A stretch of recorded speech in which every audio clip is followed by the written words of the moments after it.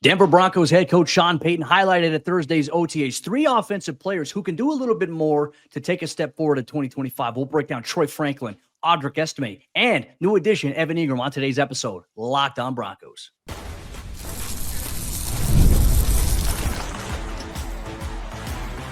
You are Locked On Broncos, your daily Denver Broncos podcast. Part of the Locked On Podcast Network, your team every day. What's up, Broncos Country? Welcome into another episode of Locked On Broncos, your daily Denver Broncos podcast, part of the Locked On Podcast Network, where you know it is your team every day for all your Broncos news, content, coverage, analysis, more. You get it here every single day, all year long. A special shout out to all the everydayers out there in Broncos Country. Thank you so much for tuning in and making us your first listen, however you choose to do so. And if not yet an everydayer, it's easy to come on. All you got to do is hit that subscribe or that follow button, and you're never going to miss out on what's going on with your favorite team. That is the Denver Broncos. As always, I'm Cody Roark, Broncos reporter for Mile High Sports. And I'm Sayre Bedinger, the site expert at predominantlyorange.com. And on today's episode, we're going to go through the aftermath of the first week of OTAs. We went through the recap initially on yesterday's episode, but on today's show, we're going to go through 3 offensive players that Sean Payton touched on and how they can impact the team. We'll start off with Troy Franklin and why he's ready for a year 2 leap. Then we'll also dive into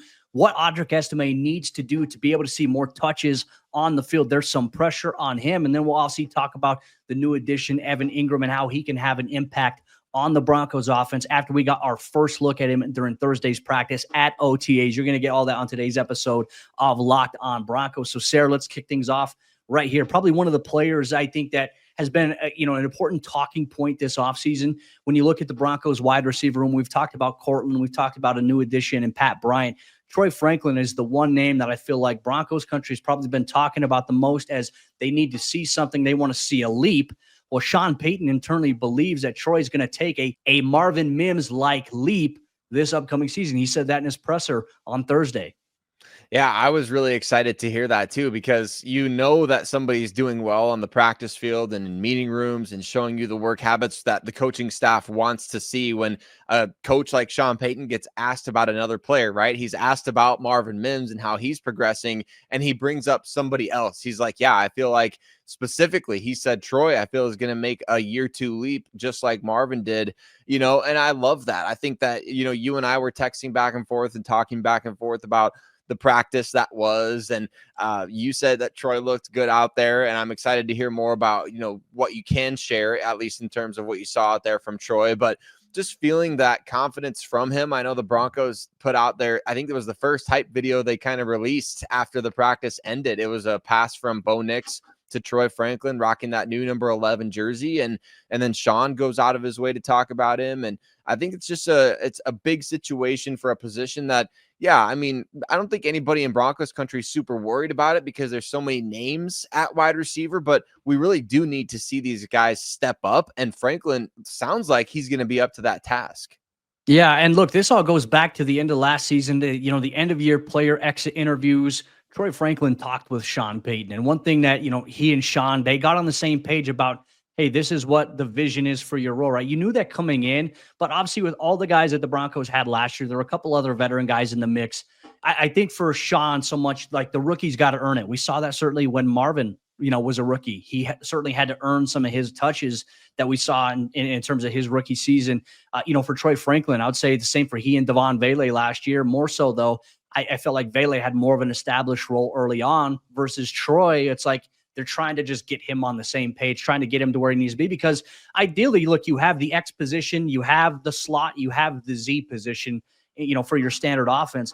But for Sean and for the wide receiver rooms, there's a different archetype, I think, for every one of those positions that he plans to deploy, right? It's not just, all right, you're a Z, you have to do this. It's, oh, hey, you're a speed Z. You're a guy that we believe, you got good height. This is where I think they factor in Troy Franklin. They consider him a big Z. They believe he's got the ability. He could play the slot too, but he's got 6'2" height. He's got athleticism, but he's got Marvin Mims-like speed that they want to use in different facets and different categories. So much can be matchup contingent.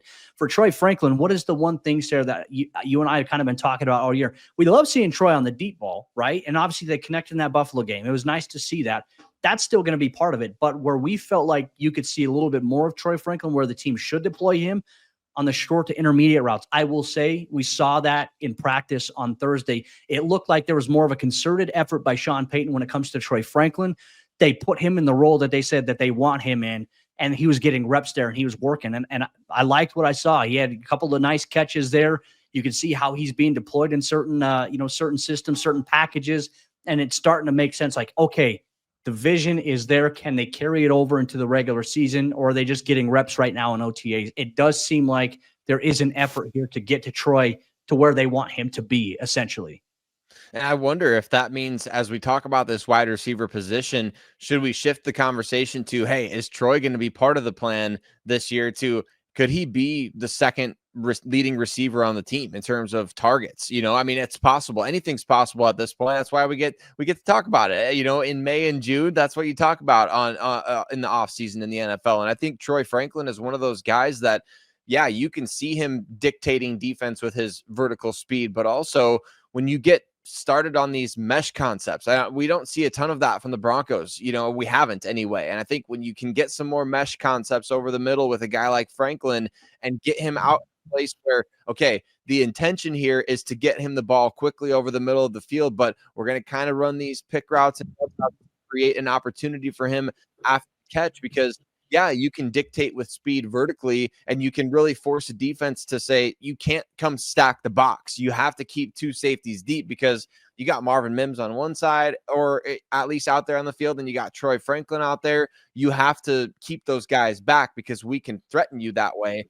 And then when you got those guys back, that's when you say, hey, we get these guys the ball quickly. There's not enough guys up in the box to make plays. And if Troy can take that next step in terms of starting with catching the ball last year, that was one of the bigger issues, right? But also the timing and chemistry between he and Bo Nix was oddly off.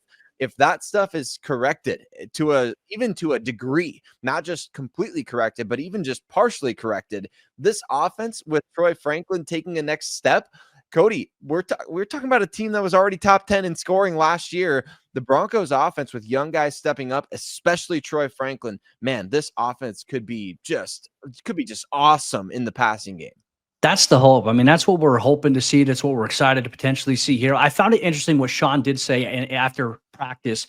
He made some interesting comments about the depth of the wide receiver room. And one of the things that he mentioned specifically was, with that room, he said, guys aren't necessarily competing for spots. They're competing for touches. So it sounds like, for the most part, the general idea of the Broncos wide receiver room is intact. Now, how many guys they choose to carry at that position is the bigger question. We'll find that out.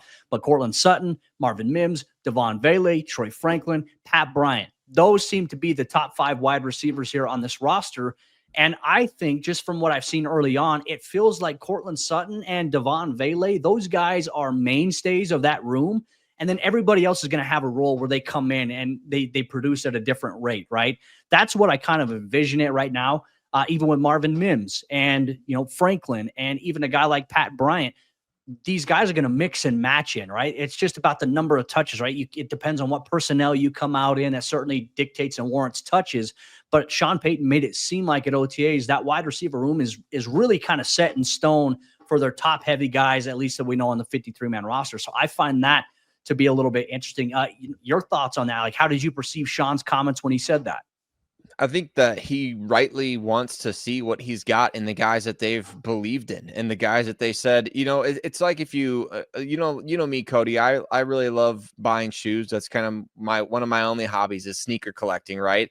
I'm a big advocate of wear your shoes, right? If you buy shoes, don't just put them on display and set them up for, it's not like a piece of art, in my opinion. It's like you buy shoes to wear the shoes. And the shoes that I bought last year, I can't just stop wearing them now because, well, they've lost the luster. It's like I invested in that pair of shoes because I want to wear it and I want to see what outfits I can wear with it, things like that. I know that's maybe a bad analogy, but in a way, let's circle it back. You don't draft these guys and you say, I've got a 2nd round grade on Troy Franklin. I had a 3rd round grade on Audric Estimé. We really like Devon Vele as a potential sleeper. Compared him to Marcus Colson, compared him to Tim Patrick. You don't just throw that stuff by the wayside when a guy struggles as a rookie or even a 2nd-year player.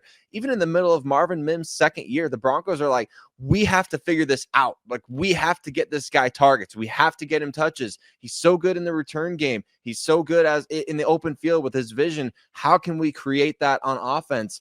you don't just throw away the initial, love that you had for those guys in the first place. You can't in the NFL. You have to be willing to pour into player development. And I love that Sean Payton is not like, hey, you know what? Yeah, it's time for the next new pair of shoes, right? Ditch the old one, even though we know Sean is a sneakerhead as well, Cody.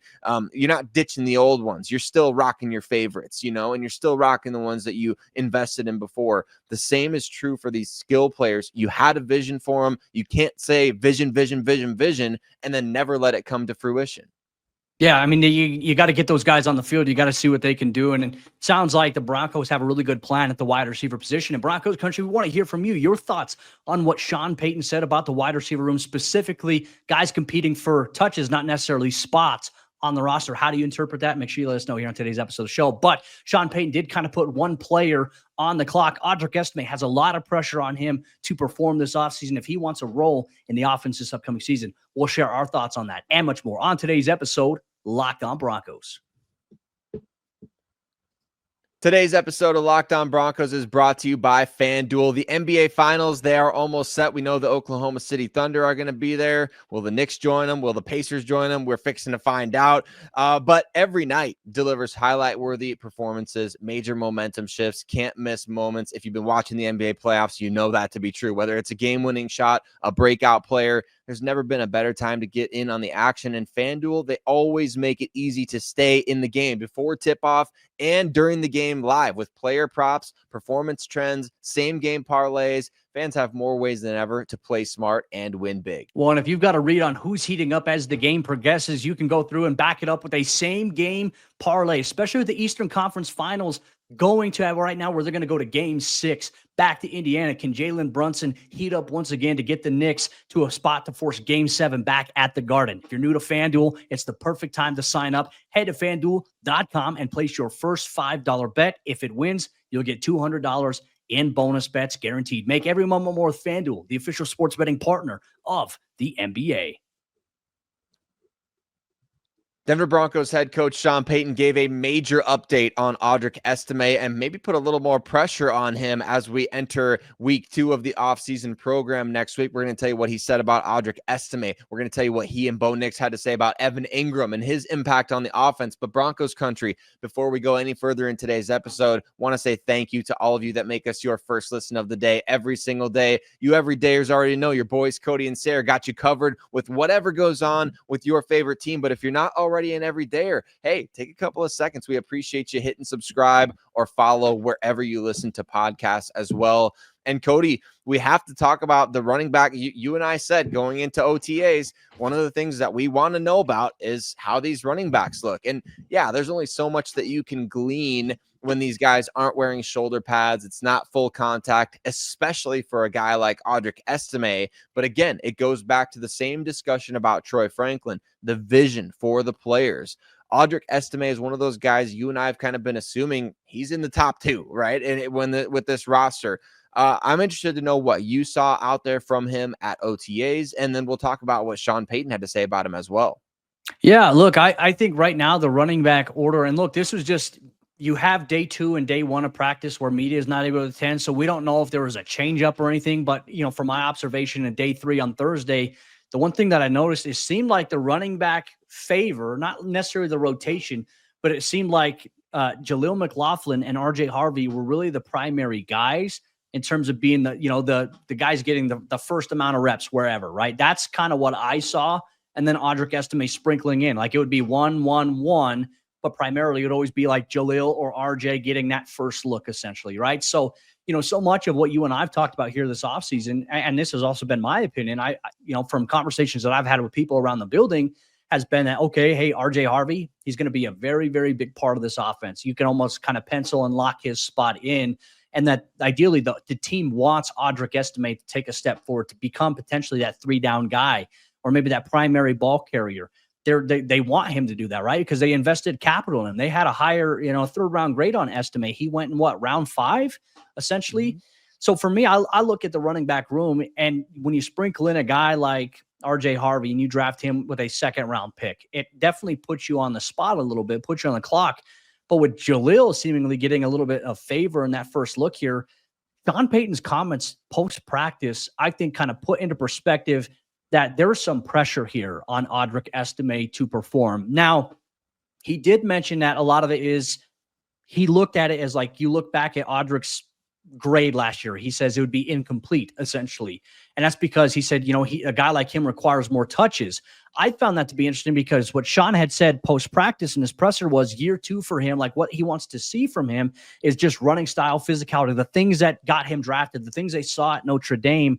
And he says it was a little bit harder for him last year for a handful of these guys, also factoring in Jaleel, Blake Watson, Sayre Bedinger. He says, I don't want to say the grade was incomplete, but they just didn't have enough touches. And then the one thing that stands out, this is where I think where our focus is, for Estimé specifically, he says he's a back that requires enough touches. He's going to get those opportunities. To me, hearing that he's going to get those opportunities doesn't say to me he's going to be the guy. He's got to earn it. It seems like there's a lot of pressure on Audric Estimé this offseason to perform well in training camp, preseason. Ball security is going to be a big part of that. But it doesn't sound like his spot is necessarily penciled in just yet.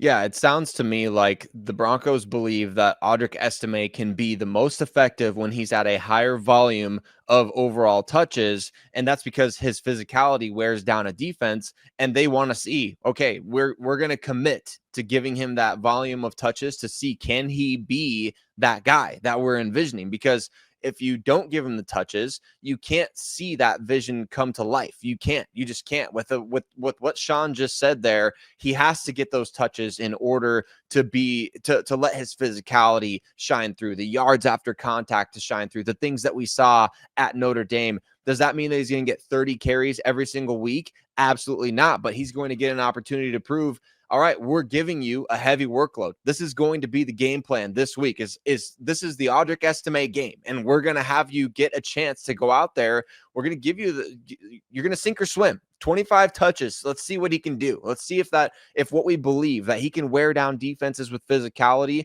if that can come to life. That's, I think, the opportunity that Estimé is going to get this year. Last year, it was so sporadic for everybody, including Javonte Williams, right? Who was the lead ball carrier the last 2 years. There was no continuity on a week to week. It was, can we find a hot hand? Who's going to be able to, it was almost like a baseball lineup, right? Where you're saying, I don't know if the production is going to come from the 1 spot, the 4 spot, the 7, the 8, the 9. I don't know where it's going to come from, but we're going to let these guys keep going through the lineup and see who can step up. That doesn't work in the NFL at running back. These guys do need a volume of touches. Some can work well with limited touches.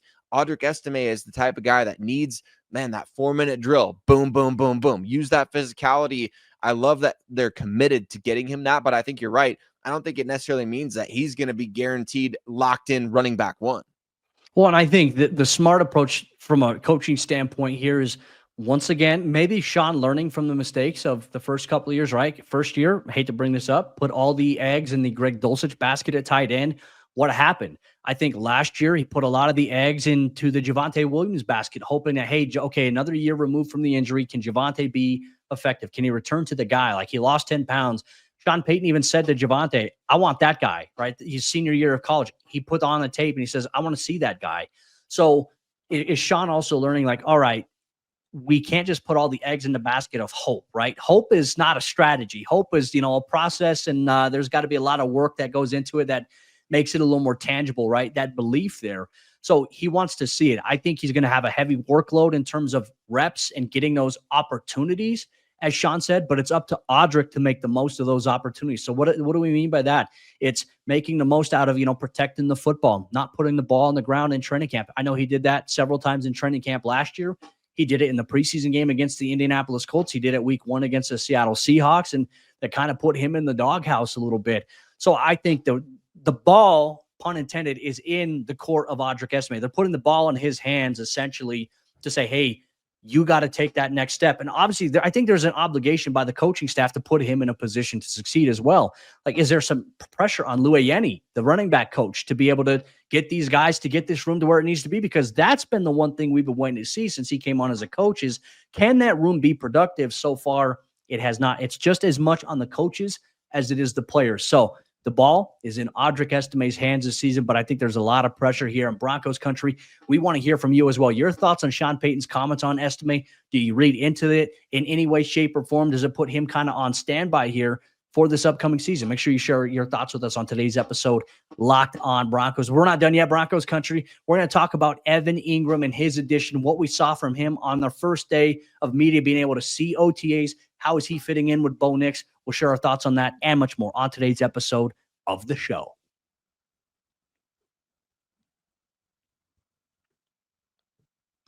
Evan Engram was a key offseason addition for the Broncos offense, and now Sean Payton has to put him in a position to succeed this upcoming season. How is he getting acclimated with Bo Nix based on what we saw from the third day of week 1 of OTAs? The only day that the Broncos had media able to attend practice was on Thursday. We'll share our thoughts on what we saw from the Broncos' new addition and the hopeful joker that Sean Payton has brought in here for this offense. But real quick, I want to say thanks once again, everyone in Broncos country. Thanks for making us your first listen. Thanks for tuning in however you choose to do so. We appreciate you so much for making this the best Broncos podcast out there. Thank you, Broncos country. Sayre, obviously our first look at Evan Engram, and I think everyone, like you, there were a couple of clips that got posted out there on social media about like the size difference between he and Caleb Lohner, right? You're talking about a guy who's like 6'2", 6'3" versus a guy who's 6'7". Lohner is a little more broad and physical, whereas Evan Ingram's a little more slim compared to a guy like Lohner, but it's just that, is more, I think, more athletic at that point and more of a weapon here for the middle of the field. Certainly you could see the impact early on here with Bo Nix getting acclimated here with Evan Engram. They had a really nice connection to open up the team period. I can't tell you what happened. I can just say that, hey, that connection right there, it looked pretty good to me. And that's exactly what the Broncos need, is somebody like Evan Engram who can affect the middle of the field. I know Sean Payton was asked about that after practice as well, just the impact that he can have in terms of an area the Broncos really didn't affect last year, right? I mean, Sean said, I think it helps a lot depending on the coverages you're getting, your third down, your red zone game plan. He said, I think it really helps. And it's true. Having a guy like this who's as experienced as Engram is, and knowing that he's, second all time in NFL history, single season receptions at the tight end position. Yes, we know that he doesn't line up in line every single play. We know that he lines up out wide. We know, even dating back to his time at Ole Miss, you called him a glorified wide receiver at that position, but that's what the Broncos need, right? They didn't have a pass catching threat like this at tight end who can line up all over the formation. So as I've been saying all offseason, Cody, and I'm interested to know your perspective on this, even just based on one practice, I feel like Evan is going to play a role in the offense, unlike anything the Broncos have had under Sean Payton thus far. I don't think this role has really existed effectively for what he's going to be doing.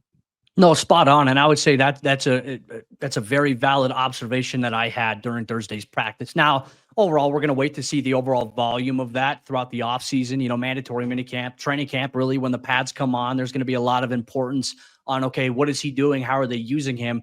They're not going to expose the playbook just yet, in terms of their full plan with him. I think, in some walkthrough sessions that they do when media is not in attendance, that's where they're going to get Evan a lot more of those reps versus like publicly. We're going to see him getting reps at tight end, playing inline. We're going to see him flexed in the slot, on the outside, offset as a wing, underneath the formation. There's going to be times, I imagine, we're even going to see him in the backfield as well. But it really is about what Sean said, identifying what coverages you're getting. Because look, if you're facing an aggressive defense that loves to blitz their inside linebackers, okay, can you capitalize against a middle linebacker blitz by bringing Evan Engram on a crossing pattern where now he can catch the ball in space, and then he's going to have to work upfield against a safety? You take your chances on that type of matchup almost every time. Or are you getting a matchup where, okay, hey, it is, let's say, cover 2 man, where everyone's playing man coverage, but you're going to have 2 safeties over the top playing those deep halves to protect right there. To me, it's like, can you get a matchup against an inside linebacker that cannot guard Evan Engram, right? And it's not just about like, we want to isolate this matchup so we can get a 60-something yard touchdown. No, ideally, that's never going to happen. Like, there might be a coverage bust from time to time, but the goal, Sayre, what do we talk about? It's sustaining drives. It's keeping the time of possession going. It's, hey, if it's 3rd and 4 and you can get this matchup, can you get 4 yards against this guy to keep the drive going? That's what the game of football is all about from a broken down standpoint. The big plays, the exciting yards after the catch, that's a byproduct of being able to manipulate against different coverages and take advantage of matchups. But the idea is for sustainability for your offense, which the Broncos, they had more 3-and-outs than anybody in the NFL last year. Can you imagine if they finally have an aspect at tight end that's going to give them the ability to keep those drives alive? So it's like, hey, we're not coming on the field and it's always 3-and-out. Sure, Denver's going to have some 3-and-outs this upcoming season, but hopefully you can reduce that by at least 25% versus what you had last year. A guy like Evan Engram gives you those opportunities to do that with the role that Sean Payton has envisioned. And then if you can bring a guy like RJ Harvey along to play that at the running back position, you can have two guys who have that Joker archetype. I know the word that everyone in Broncos country is tired of hearing, but you know, that's what it's called. So we're going to call it that. If RJ can also become that at the running back position, now you really have an opportunity to manipulate how you can attack defenses. And that is what Sean is banking on. Those quick man coverage beaters are guys who can completely change the complexion of your offense, right? And Evan Engram is that. He's somebody who can quickly beat man coverage to the middle of the field. He's more athletic than most linebackers. He's more athletic than most safeties. He's more ball dominant than most safeties and corners. He's going to be able to win you those one-on-one matchups. So defenses are going to, it's exactly what the Joker does. You dictate coverages based on a guy being on the field. That no defense has to follow around Adam Troutman, with all due respect. No defense has to follow around Nate Adkins or Chris Manhertz or Michael Burton or any of these other guys. Defenses have to follow around Evan Engram because they cannot cover him one-on-one over the course of an entire game. It's been proven. 114 catches just 2 years ago when he was fully healthy playing for the Jaguars. You cannot cover him one-on-one. And because of that, now you're going to get opportunities for not just Evan Engram, but okay, you throw Mims out there and you throw Franklin out there and you've got Sutton out there. You've got RJ Harvey out there. What do defenses do? What do they come out there and expect? You've already, based on personnel, got them on their heels. And that is the dynamic of having a guy like this in your offense, is that bread and butter. Yeah, we know we can throw it to Evan Engram on a quick curl and he's going to be able to pick up that 3rd and 4, or we pick up that 3rd and 4 with the curl route to Evan Engram so frequently that defenses start expecting it. We swing it to the left to Marvin Mims coming out of the backfield or coming in motion from the other side of the field. There's so many different things and ways that one guy is going to change this entire offense. And I just can't wait, Cody. I cannot wait to see it unfold. I mean, we've seen that with Courtland Sutton. We've seen how defenses play one man and how it dictates what you could do with other guys. I agree. And I think that builds a trend, right? Because when you start throwing these different looks out there, you're going to have some tendencies on film. And so defenses are going to try to adjust to that. But then it's like, all right, like the coaching world, our mind automatically goes to, okay, if we're going to start doing this against this look, and if this is how defenses start to adjust to us, here's the little sprinkle we can add in. Here's what we can do to counter that. That's what Sean Payton thinks about. It's like, here's what we can do. Here's what we expect. Like if they counter us this way, we can hit them with this or with this player or with this look. It's constantly changing. And the good thing about it, it evolves week to week based on who you play. You don't apply the same game plan to every single week of the season. You change your game plan up. And I actually got a little bit of note of that. Like you talk about the Bill Parcells tree. Like obviously Bill Belichick coached with Bill Parcells before. And I was reading Bill Belichick's book, The Art of Winning. And highly recommend for you to understand the process of a head coach. I think Sean thinks very similar in a lot of ways to what Bill does. It just makes sense. Like you always have to counter. You have to always change your game plan. It's based on what your opponent does defensively and offensively that dictates what you decide to do versus we're just going to fit this game plan into a one-size-fits-all. Sean Payton's not like that. I'm excited to see if this offense can find that evolution here this upcoming season. I think they got the pieces to do it. You obviously want to see it, and that's what the season's for. That's what preseason's for. That's what being able to get 4 weeks, 5 weeks into the regular season and seeing the jumps and the improvements kind of come in. What are the adjustments made? That's what we all look forward to. That is the game of football, and it is a beautiful thing. But you know what else is a beautiful thing?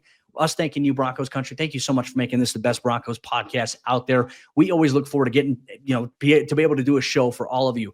And our next show is going to come up on Mondays. We're going to talk about Sean Payton. He's got a little more pep in his step here after the offseason developments. We'll talk about why Sean Payton is in the perfect place to really creep up here and I think shock some people in the NFL world. We'll debate and discuss that on Monday's episode. Lockdown Broncos. Enjoy your weekend. We'll see you then.